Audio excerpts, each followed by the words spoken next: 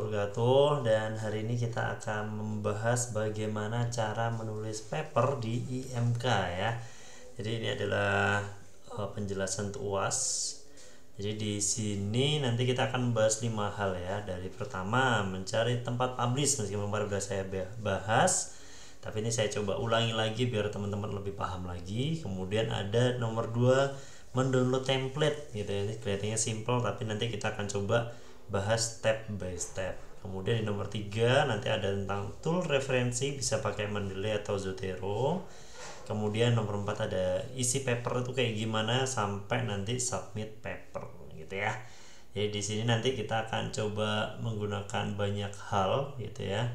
Dan di sini juga langsung kita akan praktek gitu ya. Untuk itu saya akan coba pinggirkan dulu gambar yang ini. Nanti teman-teman kalau mau stay on progress, ini lagi ngomongin apa itu ada di sebelah sini ya, sebelah kiri bagian atas gitu. Dan kita akan mulai dari yang pertama, yaitu mencari tempat publish. Oke, di mencari tempat publish ini kita akan cari jadi ini kan di Google ya, Google cari aja jurnal Sinta kayak gitu ya. Nanti akan muncul seperti ini, kemudian kita klik. Setelah diklik nanti akan muncul banyak sekali jurnal yang ada di Indonesia gitu ya. Dari sini kemudian kita bisa filter, karena nanti untuk UAS ini cukup Sinta 456 aja gitu. Jadi contohnya Sinta 6 gitu ya. Kemudian karena ini IMK itu ada di engineering ya, silahkan di sini, atau di education mungkin ya, karena kita kemarin gamenya tentang game edukasi gitu ya. Oke, kita filter. Kemudian nanti di sini akan muncul yang banyak sekali. Nah, contohnya ini saya random aja ya, cari yang jurnal sistem informasi dan sistem komputer. Ini langsung klik aja websitenya. Nah, ini setelah itu nanti akan muncul websitenya. Nah, ini gimana cara tahu dia itu Sinta atau enggak? Diklik dari sertifikatnya, nanti akan muncul nih. Dan yang paling penting nanti di sini itu adalah dilihat scope-nya. Scope itu apa sih? Scope itu adalah biar kita tahu nih paper ini penelitiannya tentang apa. Itu ada di sini. Scope itu fokus ya. Fokus dan areanya, ruang lingkupnya. Oh, kalau di jurnal ini dia tentang data mining, ada banyak banget ya. Dan penelitian terkait di bidang komputer. Terus ada juga yang memang spesifik. Ini contoh saya pakai techno.com. Di sini dia pakainya beda guys. Oke, kita lihat ya. Di sini ada focus and scope-nya. Nah, di sini ada tulisannya yang unik nih, HCI. Teman-teman nanti kalau nyari yang dapatnya yang spesifik kayak gini, itu akan mudah ya. Atau mungkin dia nulisnya IMK atau HCI gitu. Karena kita tentang game ya, di sini juga ada game teknologi. Jadi kalau ini akan lebih jelas diterima di situ ya. Karena kalau scope-nya nanti beda, itu akan kemungkinan di reject juga bisa gitu. Kita akan coba lihat lagi ya. Ini jurnal pendidikan, hasanah pendidikan. Mungkin kita nggak usah pendidikan, nggak usah kita checklist, kita coba filter. Nah, ini kan ada banyak nih, ada industrial manufacturing gitu kan ya. Kita coba science dan teknologi, agroindustrial. Ini sama-sama IT tapi nanti IT-nya tentang pertanian ya, jadinya nggak cocok. Ini kesehatan malah gitu. Oke, ini kita coba yang ini, JNC Tech dari Unma. Wah, ini ada yang pakai bahasa Indonesia, ada yang pakai bahasa Inggris. Jadi yang pertama kita cek adalah scope-nya itu apa aja dia yang bahas. Ini kan ada research method, sustainability, interdisiplin gitu. Ini literature review. Kemudian nanti yang dilihat lagi adalah biayanya. Biaya itu ada di mana sih? Itu ada di sini biasanya. Itu tadi ada tulisan ada nih, etika publikasi, open access gitu ya. Nanti di beda paper nanti akan beda-beda ini tempatnya di mana, itu yang perlu dicari. Biasanya namanya ini author fees.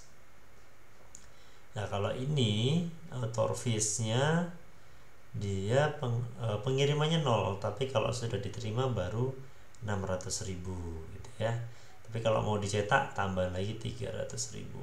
Itu beda-beda nanti, jadi silahkan dicari. Contohnya ini e-journal Unmah, ini ada nggak ya dia tentang, oh ini ada nih, author fee.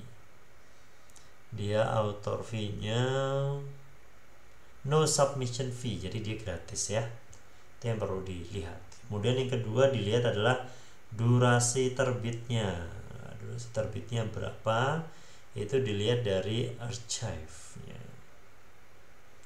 Jadi kita lihat ada berapa setahun tuh dia publish berapa kali sih setahun itu. Nah ini contohnya di JNC Tech ini dia selama tahun 2023 itu terbit di Desember Mei. Kemudian ini juga 2022 Desember Mei. Oh berarti dia setahun 2 kali gitu ya teman-teman ya. Kalau di tempat lain gimana? Contohnya jurnal Tekno tadi, dia kita lihat setiap tahun ternyata 2023 November, Agustus, Mei, Februari. November, Agustus, Mei, Februari. Semuanya sama ya. Jadi kalau kayak gini berarti dia setiap tahun. Loh, ini ada Februarinya nih.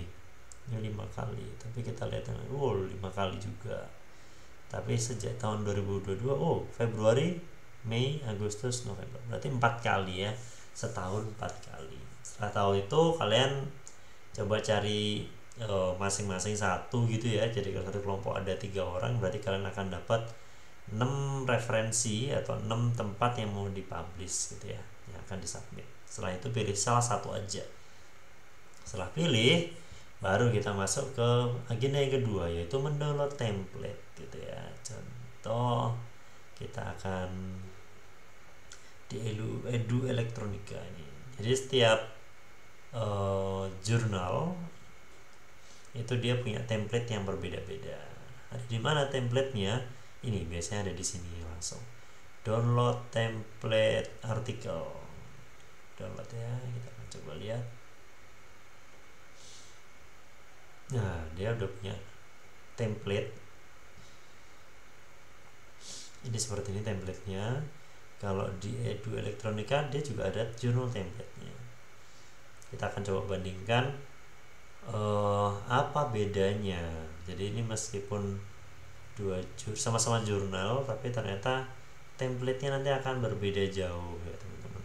Jadi perlu diperhatikan, hati-hati banget. Nanti ada yang pakai Times New Roman, ada yang pakainya Arial gitu. Kalau ini kan dia pakainya Times New Roman, fontnya 11 ini nggak boleh diganti-ganti ya. Kemudian kalau ini ukurannya A4 macam-macam, ini ada gininya juga nih. Ini nggak boleh diganti, jadi teman-teman tinggal mereplace aja gitu ya. Oke, sampai bikin tabelnya juga. Yang ini dia tabelnya nggak ada ini ya, garis ujung kanan kiri, kanannya nggak ada, kanan kirinya nggak ada, cuma ada atas dan bawah. Itu aja di headernya doang atas bawah, sedangkan di bagian tubuhnya dia nggak ada nih bagian tubuh ininya ya. Nah kalau ini malah aman, nggak apa-apa. Jadi beda paper, beda jurnal, nanti akan beda template. Gambarnya juga seperti apa itu sudah ada penulisannya semua. Kemudian bagian template ada apa aja, itu pastinya mirip-mirip ya. Yang pertama ada abstrak. Ini namanya abstrak, ini abstrak. Coba beda cara penulisan. Kalau ini abstrak yang di atas, ini abstrak di sini. Tapi sebelum itu ada judul dulu, kita lihat judulnya, kemudian penulis. Nah kalau ini butuh bahasa Inggris, ini nggak butuh. Penulis ini gimana maksudnya Pak? Jadi angka 1, 2, 3, 4 itu jangan di ini ya. Dia kalau orangnya ada 3 ya nanti 1, 2, 3. Kalau 5 ya berarti 1, 2, 3, 4, 5 gitu ya. Kemudian di sini kalau ini dibuat alamat kode pos termasuk nama negara. Terus kalau ini beda cara penulisannya. Nama pertama siapa, nama kedua siapa, termasuk emailnya ditulisnya juga beda. Abstraknya, terus bagiannya ada apa lagi. Kemudian di sini akan ada kata kunci ya. Kata kunci itu biasanya kalau kita berarti kan tentang usability, game, dan pengukuran gitu ya contohnya. Oke, kalau ini modelnya 2 kolom, yang ini 1 kolom, jadi beda-beda ya teman-teman. Itu perhatikan, nggak boleh menggunakan template yang berbeda, kalau nggak akan auto di reject, ditolak nanti oleh si jurnalnya gitu ya. Tapi secara overall nomor 2 ini ya, bagian template itu apa aja, ada pendahuluan, ini sama pendahuluan. Metode penelitian. Nah, di metode penelitian di sini format halaman. Nah, ini kita lihat ada apa aja kok di sini. Nah, nanti paling gampang adalah kita akan baca contoh paper yang ada di jurnal itu gitu. Terus di sini akan ada metode penelitian, kemudian hasil dan pembahasan, sampai nanti akhirnya biasanya akan ada penutupan gitu ya, penutupnya. Nih, ucapan terima kasih jika ada, kesimpulan dan saran. Kemudian ada daftar pustaka pasti ya. Nah, style daftar pustakanya nanti juga beda-beda, jadi teman-teman harus perhatikan itu semua. Nah, kalau yang angka-angka gini 1, 2, 3, 4, 5, 6 gini, ini dia modelnya namanya IEEE gitu ya. Sedangkan yang modelnya kayak gini, ada tahunnya ini namanya adalah style apa. Nah, ini apa itu adalah American Psychological Society. Itu beda ya cara penulisannya. Nanti kita akan bahas di bagian parafrase atau bagian tool referensi yang pakai Zotero ataupun Mendeley gitu ya. Kemudian yang nomor 3, review contoh paper. Nah, kita akan coba review contoh paper yang ada di jurnal itu. Ini contohnya tadi di mana tadi? Balikin ya. Oke, jadi kita kecilkan dulu.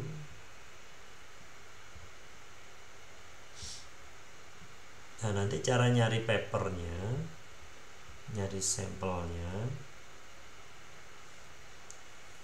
itu biasanya akan ada tools untuk search gitu ya. Dimana toolsnya biasanya di sini. Nah, kita coba cari, contohnya sekarang bahasnya usability gitu ya. Ada nggak sih paper tentang usability? Wow, ternyata ada banyak nih. Nah, ini kalau kita lihat nanti contohnya ini aja, analisa usability mana tadi?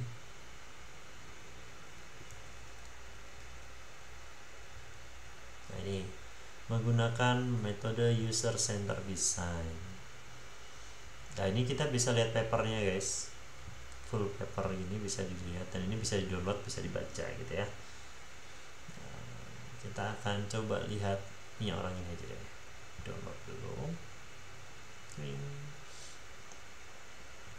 Ini ya papernya ya.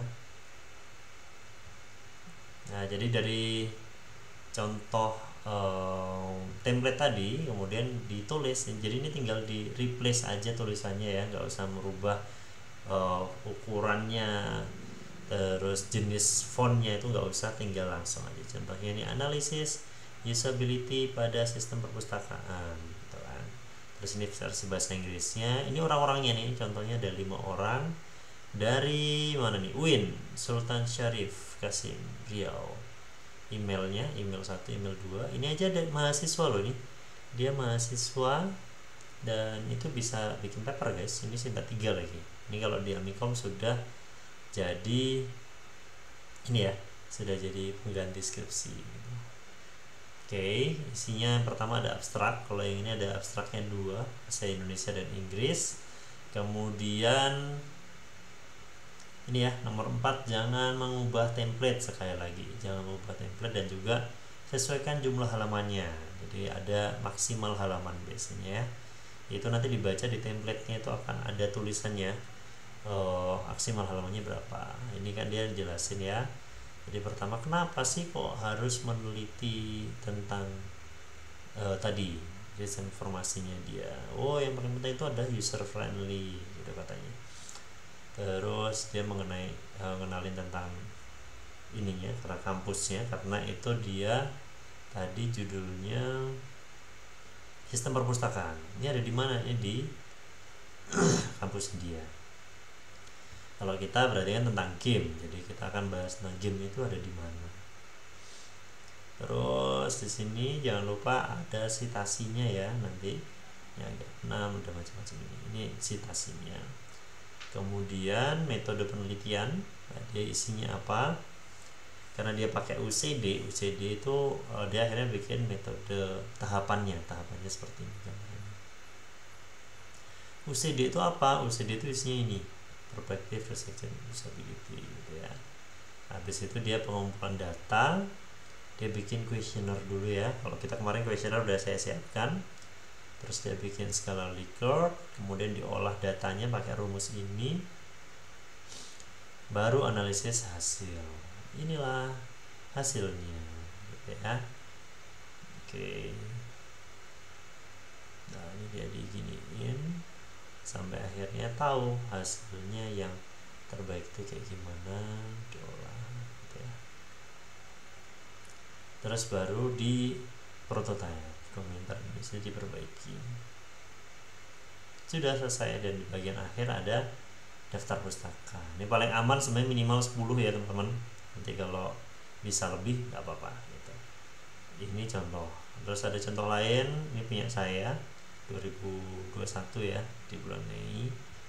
Itu saya membahas tentang korelasi tipe pemain dengan pengukuran usability pada game freemium. Nah, game freemium itu apa, dijelasin dulu di sini. Kemudian di sini pasti akan ada research question. Pertanyaannya itu apa sih, rumusan masalahnya. Kemudian baru nanti di sini dijelasin tuh ada apa sih, usability itu pakai apa aja gitu, dijelasin. Nah, ini baru nih metode penelitian, nanti jelasin landasan teorinya dulu ya, game freemium itu apa. Kemudian tipe pemain itu ada berapa, ada, kalau ini saya pakainya 4 ya. Terus baru usability itu apa. Usability kalau di sini saya pakainya 5, yang pakai Nielsen bukan yang SUS ya. Kalau kita berarti dijelasin tentang SUS itu apa, baru ngobrolin tentang alur penelitian. Nah, gambar ini itu tuh tergantung dengan model penelitian kita. Ini dengan yang sebelumnya aja tadi kan beda ya. Kemudian questionnaire seperti apa, pengumpulan data ini kan mirip dengan yang tadi ya, tergantung kita mau pakai tabel atau mau pakai diagram. Kemudian setelah diolah data, kemudian nanti akan muncul hasilnya. Oh, ini gitu, sampel dasaran. Nah, ini punya saya kemarin berapa nih, 29 paper. Oke. Kemudian yang selanjutnya nomor 3, setelah di download apa yang harus dilakukan. Nah, ini kita download Mendeley gitu, Mendeley atau Zotero. Tepatnya saya pakai ini Zotero, ini udah saya download di sini ya, sudah saya pakai. Jadi nanti cara downloadnya cari sendiri ya teman-teman. Harusnya gampang kok ya. Ini apa bedanya Pak, Zotero sama Mendeley? Kurang lebih sama ya. Nah, ini Zotero nya. Kalau saya pakai Mac, jadi nanti munculnya Mac. Kalau pakainya Windows akan muncul Windows. Tinggal download aja, install, beres. Nanti akan ada Zotero konektornya, ada plugin ke ininya ya, ke Word-nya, terus Word-nya. Kemudian kalau Mendeley itu nanti akan ada 2 macam teman-teman, jangan sampai keliru downloadnya. Di sini ada reference manager software, kemudian juga ada yang ini reference management, dan juga download ini reference. Nah, nanti di download kemudian diinstal dulu. Nah, ini sekarang saya akan coba nomor 2 nih, memasukkan paper ke tool gitu ya. Jadi tadi kembali ke jurnal tadi. Oh, tadi kita udah download ya. Ini kita tadi sudah download. Itu ada di mana tadi downloadnya? Nah, ini tadi papernya ya.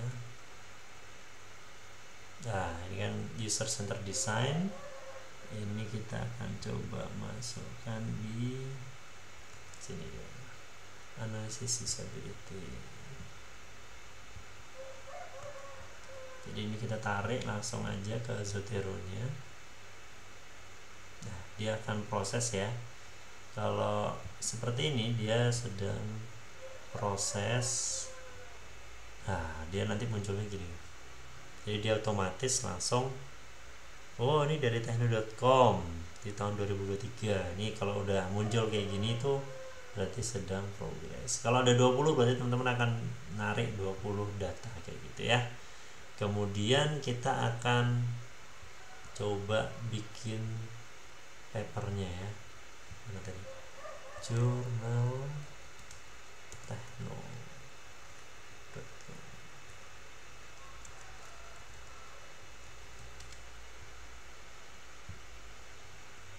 Nah, ini kita download template-nya.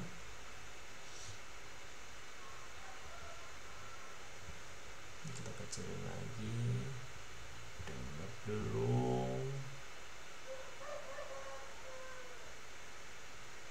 Oke, ini sudah ada. Jadi kita akan buka template-nya.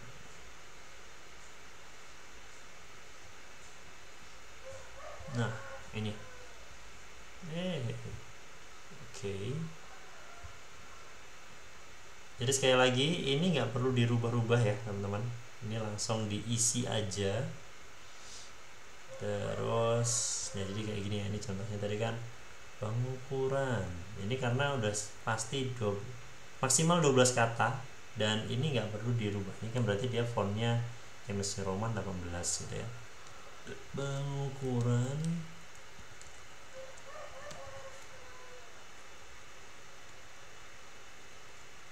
atau perbandingan juga bisa, karena kita pakai 2 game kan kemarin ya. Perbandingan usability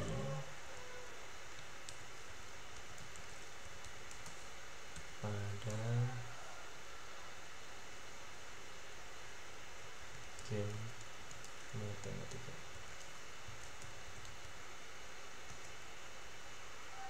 Nah, ini contoh aja. Judulnya nggak harus kayak gini, ini saya hanya contoh aja. Nanti ini di translate, kemudian ditulis nama pertamanya siapa gitu. Ya, nama kalian ya. Jangan lupa nanti di nama terakhir itu adalah nama saya gitu. Ini contohnya. Terus email saya adalah menulis 3, emailnya diganti ya. Ini diganti jadi email saya Kak Sam Rizky. Oh, pakai Amikom aja deh. Amikom Sam Rizky amikom.ac.id gitu ya. Jadi siapapun kelompoknya, nanti timnya nama saya paling belakang. Jadi kalau ada 5 ya tulis nomor 5, kalau ada 6 berarti tulis nomor 6 gitu ya. Itu kemudian abstrak ini biasanya akan saya kerjakan di akhir karena biar tahu hasilnya kayak gimana. Dan di pendahuluan, nah ini contohnya kita akan langsung tulis aja di sini nih. Oh, tadi apa tadi? Usability testing sering digunakan oleh beberapa peneliti mengukur keberhasilan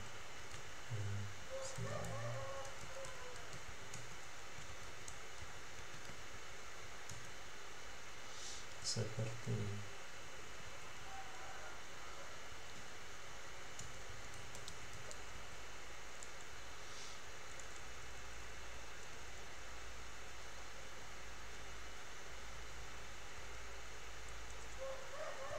hal tersebut dapat dilihat dari hasil skor, hasil penilaian yang diperoleh selama pengujian untuk dilakukan perbaikan. Nah, tadi kan kita udah baca ya sekilas ya dari papernya si siapa tadi itu, Oktariana tadi yang di sini. Jadi kita akan mensitasi dia. Jadi ini nggak boleh ngasal ngomong gitu kan. Nah di sini nanti kalau teman-teman berhasil install itu akan muncul Zotero-nya gini atau modelnya, kemudian add citation. Tadi judulnya adalah analisa. Nah, nanti muncul lah di sini. Ini tuh ada ini guys. Ada yang apa gitu kan. Apa tadi kan American Psychological Association. Tapi ada juga IEEE ya, ketepatan yang jurnaltechno.com yang saya kasih contoh ini tadi pakainya IEEE, jadi saya pakainya IEEE gitu ya. Oke gitu. Kemudian nanti akan muncul seperti ini, kita tuliskan judul papernya tadi, analisa. Nah ini dengan si Octariana ya nulis ya. Nah ini langsung berubah jadi angka 1 guys gitu. Tapi gimana kalau jadinya itu berubah, ini jadinya apa, kita coba ya.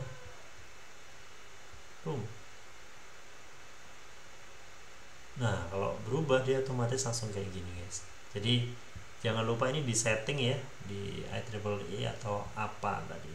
Dan kalian tulis, jangan sampai kalian plagiat, jangan sampai copy paste. Jadi tetap harus menulis ulang kayak saya tadi ini menulis ulang dari papernya si Octariana gitu ya. Habis itu nanti tulis lagi dari papernya orang lain gitu ya. Oh iya, saya belum jelasin gimana cara mencari ini referensi. Ini kan tadi tiba-tiba udah langsung masukkan paper ya. Tadi mencari referensi yang gampang ya dari papernya langsung gitu ya. Dari jurnalnya langsung, jurnal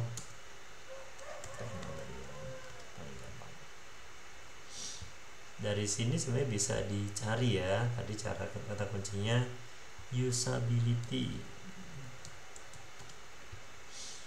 Nanti di sini ada banyak banget. Jadi kalau papernya beda ya nanti cari paper yang bervariasi. Ini judul-judulnya nanti bisa dicari di sini, di download. Setelah di download baru dimasukkan ke Zotero gitu ya. Jangan lupa dibaca dulu, diparafrase, baru dimasukkan ke tulisannya gitu ya. Pak kalau nggak nemu gimana Pak? Nggak nemu, cari yang kedua di Google Cendekia atau Google Scholar namanya ya. Di sini ada banyak, cuma kelemahannya kalau di sini nanti ini tuh hasilnya tidak semuanya ada di jurnal Sinta tadi, karena dan ini semuanya belum tentu jurnal gitu ya. Ini ada buku, ada yang cuma web doang kayak gini tuh web, terus macam-macam ya. Terus tahunnya juga teman-teman carinya yang 5 tahun terakhir ya, jangan cari yang ini. Terus kayak gini nih bahasa Inggris berarti dia. Ini juga boleh di download terus dimasukkan ke Zotero-nya, nanti jadi referensi gitu ya. Dah cari yang simple kayak gitu aja, dan semuanya kan pakai usability kan. Sebenarnya nanti akan ada tools yang lain, tapi kita pakai cara yang mudah dulu aja, dan pakainya bahasa Indonesia kan caranya dia, teman-teman nggak terlalu pusing. Kemudian ini tadi udah ya, nomor 2 udah, 3 udah, sekarang nomor 4 pembuatan daftar isi gimana. Ini kita agak loncat ya. Ketika semua tulisan udah ada, nah ini gimana Pak kok tiba-tiba daftar pustakanya banyak banget gitu kan. Jadi daftar pustaka ini ya nanti akan kita hapus guys, karena bukan yang kita gunakan. Ini dia sudah ngasih petunjuk-petunjuk ya. Kalau buku kayak gimana, kertas kayak gimana tuh dilihat di situ. Nah masih di tabnya yang Zotero itu kita klik yang bagian mana, add bibliografi, ya otomatis nanti ting. Nah, Octariana. Ya cuma karena ini spasinya 1,5, nah nanti jangan lupa di blok dulu semuanya, kemudian jadinya cuma 1,5 ini ya, 1. Nah nanti kalau teman-teman sudah nulis ada banyak di sini, contoh saya pakai spasi ya di mana ya, kayak tadi di sini mungkin ada tulisan bla bla bla, terus ditambahkan citasi yang lain gitu ya. Nanti juga dia akan ke update sendiri. Usability. Saya udah punya banyak gitu kan ya, saya iseng aja coba ini. Nah, ketika ini dia akan otomatis kayak gini juga. Kemudian di sini harusnya nambah loh. Kok nggak nambah Pak? Gimana loh, ini udah nambah nih. Langsung ada Moralesnya. Gitu. Ini udah langsung otomatis guys. Kalaupun nggak otomatis, klik refresh, nanti dia akan otomatis mengupdate berdasarkan paper yang kita citasi, gitu ya. Oke, itu udah enak banget. Jadi teman-teman nggak perlu nulis ulang. Dulu zaman saya skripsi itu nggak ada kayak ginian, jadi harus manual nulis. Jadi kalau citasinya ada 50 ya 50 paper kita tulis satu-satu kayak gini ya. Oke, kita lanjut di yang keempat, isi paper. Mendownload template tadi udah, terus kerjakan dari yang paling mudah. Nah, tadi kan kita udah ngerjakan ini karena teman-teman ada 3 sampai 5 ya kalau nggak salah anggotanya, jadi ya dibagi-bagi aja mungkin. Terserah mau bagi gimana, mungkin pendahuluan, yuk kita sekarang ngerjain pendahuluan bareng-bareng boleh, atau dibagi aja, oh kamu bagian pendahuluan, aku bagian ini apa namanya, ini ya di sini udah ada tulisannya nih, pendahuluan, metode penelitian, terus habis itu hasil dan bahasan. Jadi bisa dibagi-bagi based on ininya nih, based on urutannya ya, bagian-bagian di penelitiannya gitu. Nah, di landasan teori berarti kan nanti di metode penelitian ini sebelumnya akan kita jelasin dulu nih. Kalau di pendahuluan itu yang paling urgent adalah berarti di sini nanti akan ada, silahkan dibagi ya dengan teman-temannya. Jadi gini aja deh, saya tulis pendahuluan, terus metode. Nah, yang paling sering itu yang jelas adalah ada latar belakangnya dulu. Latar belakang itu kenapa kok ini harus urgensi, berarti ya kenapa ini harus dilakukan.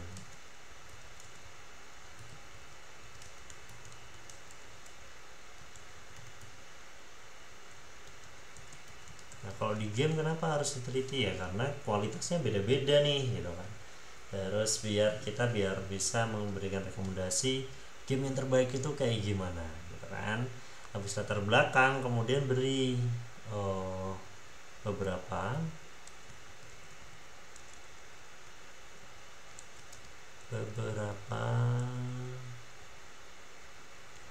penelitian sebelumnya. Jadi tadi kan cari 3 sampai 5 ya. 3 sampai 5 yang meneliti paper yang meneliti. Berarti kalau kita kan usability ya. Meneliti usability atau game. Jadi cari antara yang tentang usability atau yang mengukur kualitas sebuah game.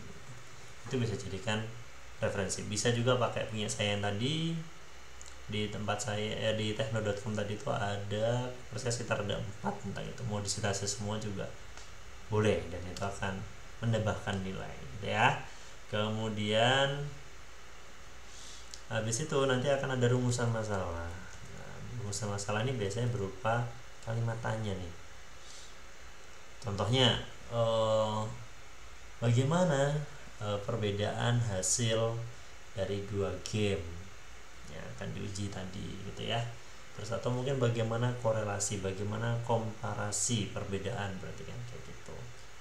Udah, pendahuluan cuma itu aja, latar belakang, penelitian sebelumnya, dan rumusan masalah. Sedangkan di metode penelitian itu nanti akan ditambahkan tentang yang pertama itu landasan teorinya sekilas dulu. Landasan teorinya. Nanti kalau di kita kan ada tentang usability, berarti harus ada penjelasan usability, kemudian dan ada tentang penjelasan gamenya. Game itu apa, gimana Pak nyarinya? Pak nyarinya di paper kayak tadi ya, cari lagi tentang game, definisi game itu kayak gimana, usability kayak gimana, masukin Zotero, tulis ulang, terus jadilah landasan teori gitu ya. Kemudian di sini alur penelitiannya seperti apa atau tahapan ya, alur atau tahapan penelitian. Kita lihat aja sampelnya yang tadi.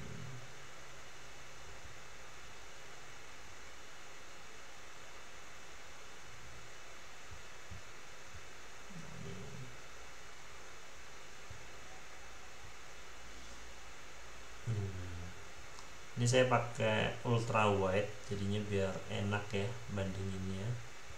Ini yang sering saya lakukan waktu ngerjain disertasi ya. Jadi buat teman-teman yang mau invest, yang suka perjejetan, belilah ultra wide karena ini enak banget nih, bisa langsung tahu perbandingannya apa, kanan kiri dan sebelah kiri. Ini kan saya coba 4 ya, 4 Windows, bisa 6 juga tergantung. Bisa aja di sini kasih WA gitu ya, jadi biar nggak buka tutup gitu.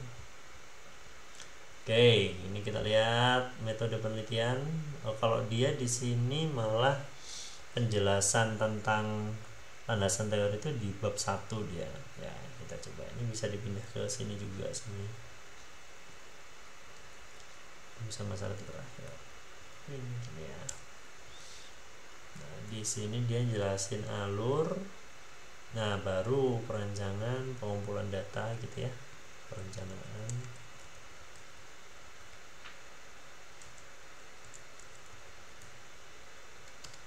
Terus pengumpulan datanya kayak gimana. Berarti kalau pengumpulan data kan teman-teman kemarin sudah ada kuesionernya, ditulis kuesionernya di situ, sampai skala Likert-nya kayak gimana. Pengolahan data kemarin kita juga sudah simulasi ya, tapi ini jangan langsung ditunjukin, jadi ini baru rumusnya aja. Kemarin kan kita sudah mencoba pakai Excel itu ya. Kemudian analisa hasil. Ini baru penjelasan bagaimana cara melakukan penelitiannya kayak gitu sih. Jadi belum sampai hasilnya tuh belum ditunjukin di sini.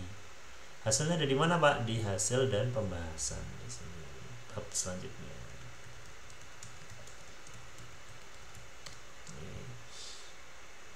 Nah, yang pertama dijelasin dulu siapakah karakteristik respondennya.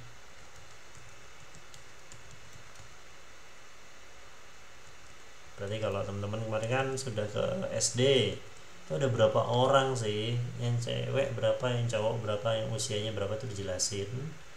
Kemudian ini kan dia berdasarkan jurusan, kalau ini berdasarkan fakultas gitu ya. Kemudian berdasarkan angkatan, ini nggak perlu sih kalau kita kan cuma dikit ya datanya ya. Langsung aja analisis data gitu. Setelah analisis data baru nanti dihitung aja pakai yang Excel kemarin. Nanti hasilnya adalah visual data aja, visual hasilnya kayak gimana. Nah, setelah itu apa yang harus ditulis? Nah, yang ditulis adalah kesimpulan dan saran.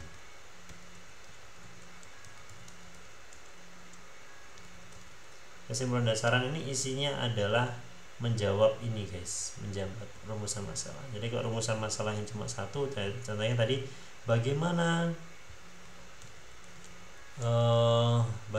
korelasi atau bagaimana komparasi perbedaan dari pengujian usability pada 2 game tadi, ya nanti teman-teman akan lihat ternyata game A lebih baik atau game B lebih oke di bagian yang mana gitu, nanti dijelasin. Dan yang terakhir adalah future research gitu ya, peluang penelitian selanjutnya. Tulis aja teman-teman, oh ini kan gamenya bukan game Android. Nah, mungkin untuk peneliti selanjutnya itu bisa meneliti untuk game Android atau mungkin dengan materi yang berbeda, karena ini kemarin pakainya kelas 1 kelas 2 itu ternyata susah. Mungkin buat peneliti selanjutnya pakai kelas 5 aja gitu ya. Dan juga tulis saran juga nih. kesusahan dan peluang tadi ya. Oke, udah selesai penutup. Kemudian yang terakhir submit papernya. Nah ini pastikan plagiarismenya tidak lebih dari 30%. Nanti ada toolsnya ya, toolsnya nanti cari aja di plagiarism checker, ada banyak. Nanti kalau sudah ditulis semuanya itu tinggal di upload ke sini, nanti kalian akan muncul berapa persen gitu ya. Oke, pokoknya jangan lebih dari 30%, biasanya akan di reject ya sama mereka. Buat akun di jurnal yang dituju, isi biodata penulisnya, upload berkas, terus baru isi link di berkas UAS. Nah, kayak gimana contohnya?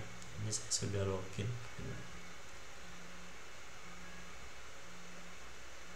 Oke, author guideline. Ini saya tadi udah login, contohnya jurnaltechno.com, user home, my journal.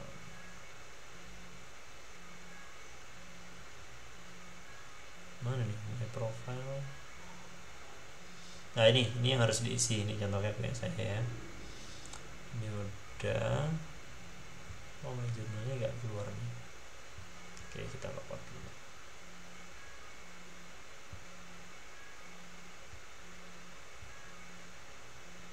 Nah ini loh.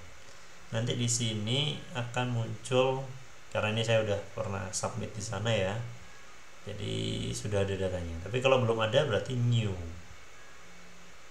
Nah, ini submit new ya, aktif. Nih, klik ya, start new submission. Ini dibaca dulu, agree, oke, save and continue. Nah ini filenya nanti tinggal diupload di sini ya. Setelah diupload nanti udah selesai tuh. Tapi jangan lupa ditulis nama-namanya siapa aja yang coba bisa. Nanti akan ada nih nama-namanya nih. Jadi ini kan nama pertamanya. Terus nanti kalau ada orang yang selanjutnya tulis add authornya. Nanti yang di sini ini kan ada banyak ya. Contohnya ada 3 orang nih yang nulis. Ditulis semua. Nanti jangan lupa diklik yang bagian principal kontaknya ini itu di bagian data saya, first name saya. Jadi kalau nama saya itu nanti Rizky, terus ini ya titik gitu ya, terus emailnya samrizky@komputer. Udah gitu aja. Bagian ini nanti diklik korespondennya itu. Setelah itu referensinya di copy paste di sini, yang tadi yang ada di sini ya. Tadi kan ini contoh baru ada 2 nih, ini di copy paste, terus dipindah di sini, reference, save and continue. Oh udah selesai deh. Setelah upload berkas, baru teman-teman ini isi link di berkas UAS. UASnya tadi ada di sini, kita lihat. Nama jurnalnya tadi sudah kita bahas ya, ditulis di sini. Link jurnalnya itu berarti link yang ini, nanti diklik dulu, tapi bagian home-nya itu diklik, dipaste di sini. Instansinya itu biasanya akan muncul di bagian paling bawah. Nih, LPPM University Nusantara. Kalau enggak dilihat di ini ya. Di apa iki jenenge? Di sertifikatnya gitu ya. Di situ nanti biasanya akan muncul siapa sih yang menyelenggarakan jurnal ini. Kalau ini ketepatan yang ngadain adalah di Udinus di Nusantara gitu ya. Jadi cari masing-masing pasti akan ada muncul. Kemudian selanjutnya ini ya, berarti dia LPP, penerbitnya adalah LPPM Universitas Dian Nusantara.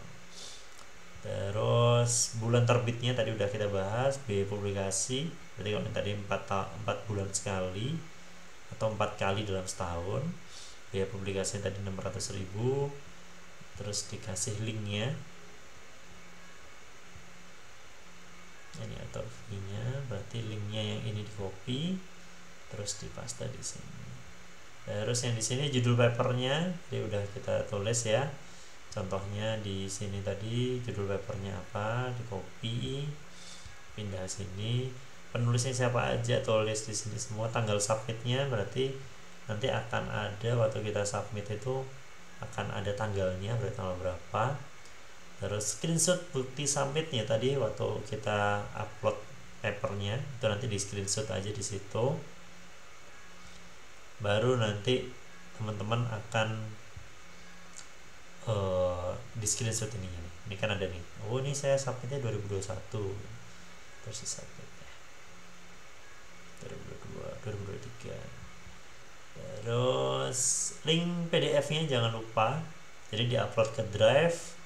Kemudian jangan lupa di waktu di Drive-nya itu di-share ya. Nanti kalau enggak saya nggak bisa buka gitu. Kalau nggak bisa dibuka nilainya berarti 0 karena nggak bisa dibuka filenya. Nah, ini contohnya. Jadi ketika sudah ngupload gini, jangan lupa diklik kanan atau diklik di bagian ininya ya, di share-nya. Nah, ini kemudian nanti kliknya yang bagikan atau bahasa Inggris share. Nah, dibagikan ini yang jangan sampai salah nanti. Nah, ini kan bagikannya mati nih, seharusnya nanti dibagikannya. Kalau kalian pakai Amikom berarti jangan lupa klik yang semuanya. Oh, tidak dapat dibagikan. Apakah ini? Kita coba yang lain.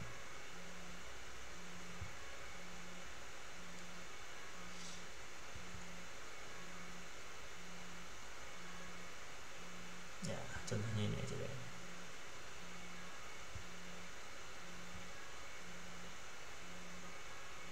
Nah, ini jangan lupa, ini jangan dibatasi, tapi siapa saja memiliki akses. Kalau di Amikom berarti nanti ininya ada lagi yang di luar organisasi, itu jangan lupa itu diklik yang terlihat gitu ya. Salin link dan itu diupload di sini. Jangan lupa yang diupload adalah PDF dan juga Word. Mungkin itu saja yang bisa saya sampaikan. Mudah-mudahan penjelasannya lumayan clear ya, dan